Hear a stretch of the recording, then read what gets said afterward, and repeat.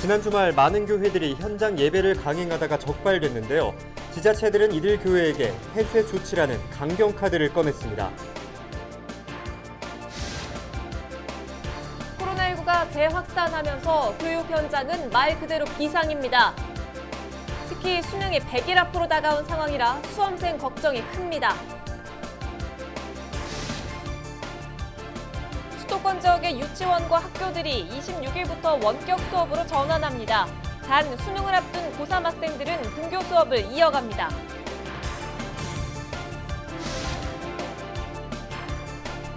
정부가 사회적 거리두기 3단계 상향을 고심 중입니다. 3단계 상향 가능성과 우려에 대해 감염병 전문의와 이야기 나눠봤습니다.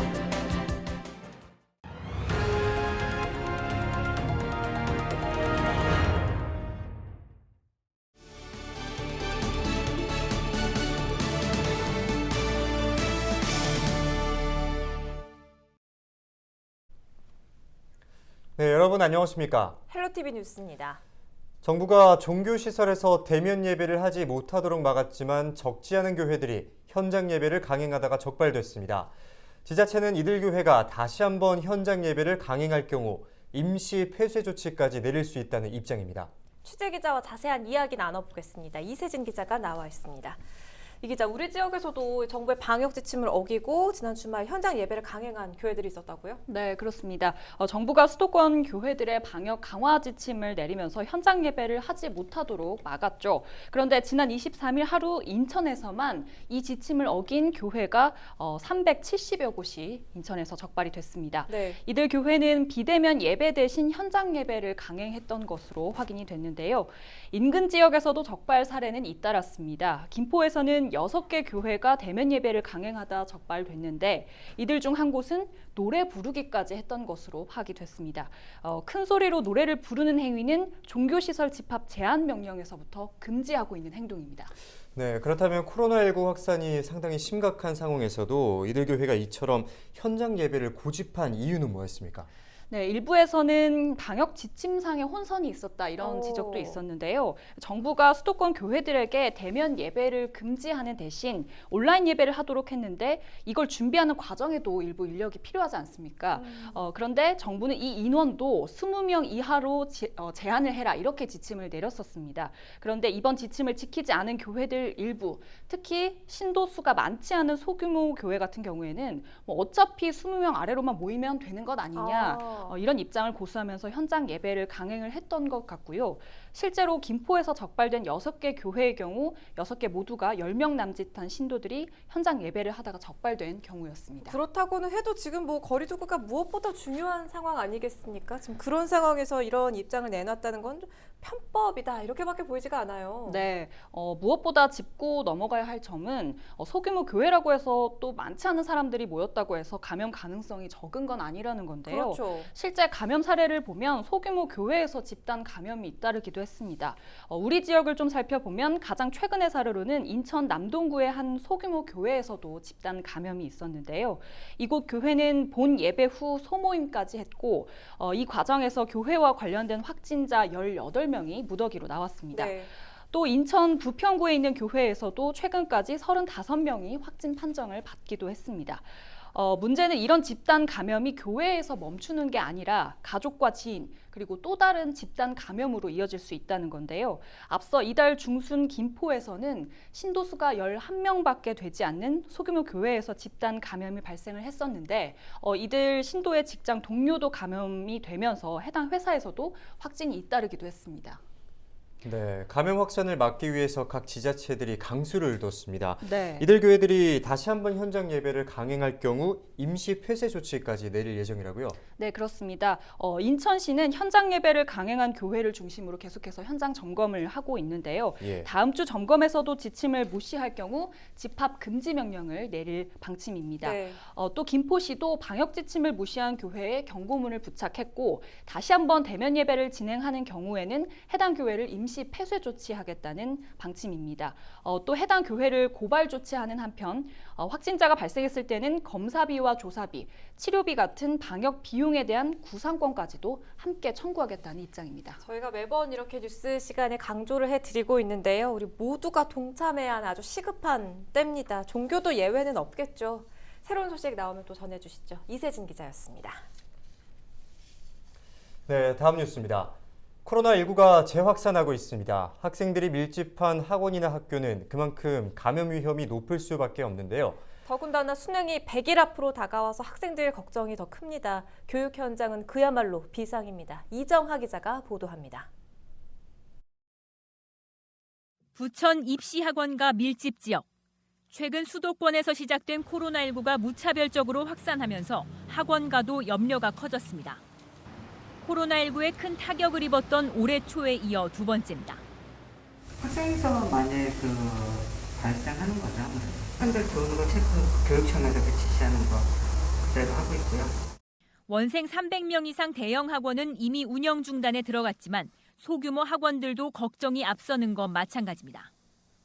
앞으로는 일단 안 나오게 하고 뭐 그런 거밖에 저희가 할 수 있는 게 없어서 저희는 나름대로 열심히 하고 있는데 뭐 저희의 노력만으로 되는 게 아니잖아요. 일단. 학교도 속속 문을 걸어 잠그고 있습니다. 이미 등교를 중단한 학교는 인천과 경기 580여 개 학교를 포함해 전국 1,800여 개 교로 지난 5월 이후 최대치입니다. 우려가 높아지자 결국 교육당국은 다음 달 11일까지 수도권 모든 학교의 등교를 중단하고 원격 수업으로 전환했습니다. 입시를 앞둔 고3은 제외입니다. 선제적으로 원격 수업으로 전환하면서 일집도 최소화 조치를 실시했음에도 불구하고 학생, 교직원 확진자가 지속적으로 지금 발생하고 있는 상황입니다. 수도권 지역 학교에 대한 보다 선제적이고 강력한 조치가 필요하다는 데 인식을 같이 하고 이렇다 보니 대입 수능 시험 100일을 앞둔 수험생들은 더욱 막막합니다. 마스크를 쓰고 공부하는 등 방역에 신경 쓴다고 하지만 혼란은 불가피합니다.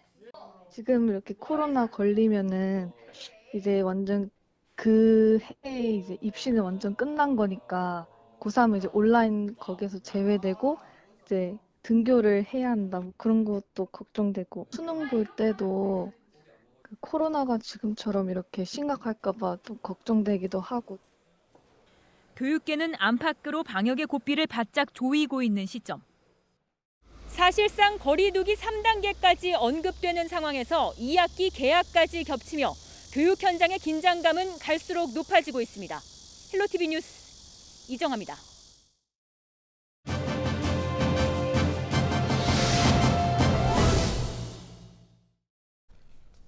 코로나19 확진자가 수도권을 비롯해 전국에서 산발적인 확산이 계속되고 있습니다. 정부는 사회적 거리두기 3단계 상향을 검토 중인 것으로 알려졌는데요. 전문가와 자세한 이야기 나눠보겠습니다. 최원석 고려대 안산병원 감염내과 교수와 전화 연결돼 있습니다. 교수님 반갑습니다. 코로나19 확진자가 지금 급증하면서 일선 의료 현장에서는 9월 중순이 지나야 이 확진자 감소 추세가 나타날 수 있다 이렇게 예측이 나오고 있는데 어떻게 보세요? 사실 전망하기가 쉽지는 않습니다. 이제 시민들께서 어떻게 거리두기에 참여하는지 이런 부분이 결국 환자 발생의 양상에 영향을 주게 될 것이거든요.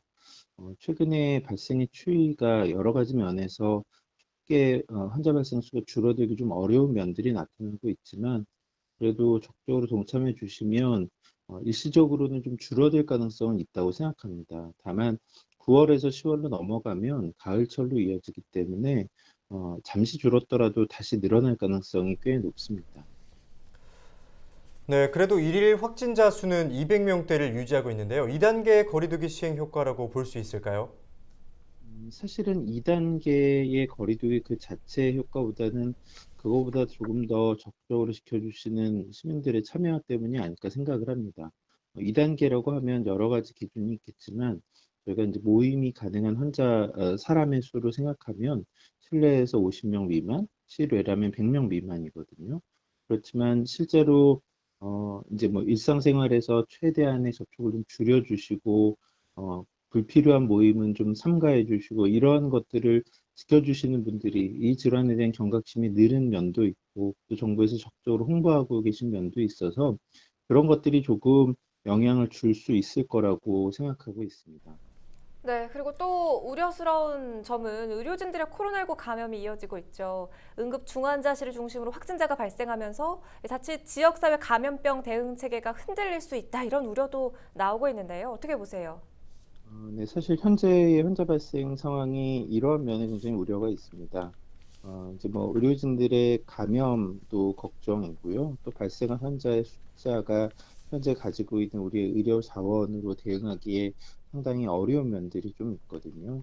일반적인 의료 자원이라면 상관이 없겠지만 코로나19 환자분들을 대응하기 위해서라면 개별적인 체계가 좀 필요한데 그런 부분에 있어서는 이미 많은 병상 자원들이 이미 발생한 환자분들로 이미 채워져 있기도 하고 또 지속적으로 환자 발생이 이어지고 있는 상황이기도 해서 그렇죠. 그래서 지금 이런 상황이 계속 이어지면 또 의료진들의 감염이 이어지면 감염병 대응에 굉장히 어려움이 올 것이라는 예상은 많이들 하고 있습니다.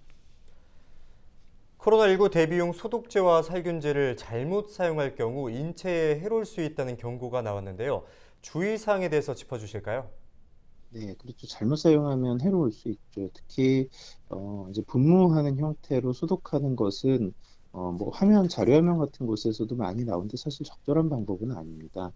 효과가 있지도 않고 이제 그렇게 분무되어서 나오는 살균제, 소독제가 흡입이 되었을 때 폐에 손상을 가져올 우려도 있거든요. 그래서 저희가 항상 권고하는 것은 이 천에 묻혀서 손이 닿는 곳 그런 곳이 소독하는 데 의미를 갖는 곳이기 때문에 그런 곳을 잘 닦아서 소독해 주실 것을 요청드리고 있고요.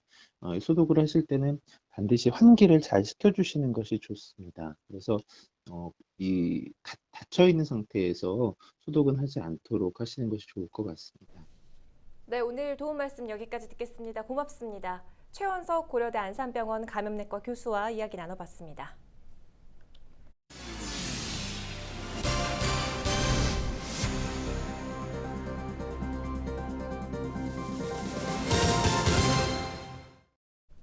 김포에서 코로나19 확진 판정을 받은 환자가 100명을 넘어섰습니다.